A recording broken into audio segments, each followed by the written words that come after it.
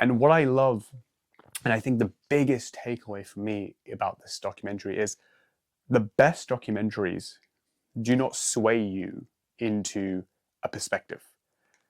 I think many do, and sometimes that's understandable. I think if there's something, a story detailing something that's so blatantly wrong, and obviously they're steering you in that direction, that's perhaps fair.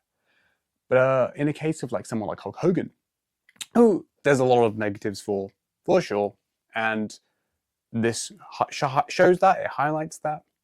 But there was a lot of pros and there was a lot of good with Hulk, and certainly his persona and what he did and how it impacted kids, etc. And it shows that too. And that is the perfect documentary.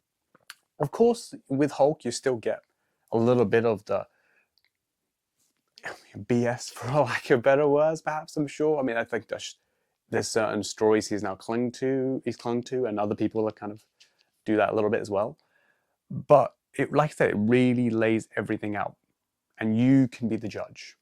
And for me, as a fan, Hulk is one of the most polarizing, not just me, for many, Hulk's one of the most polarizing characters ever, because as I said in my tribute episode, I will never ever forget how Hulk Hogan made me feel as a young boy and a huge Hulkamaniac.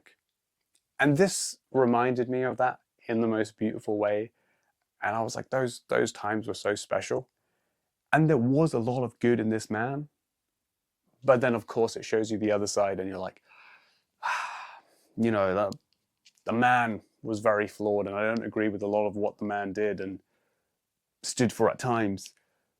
But yeah, I can still be a fan of the character, but maybe I didn't always agree with the man. And that's where I kind of stand on it. That's how I stood before, and I stand on it further now.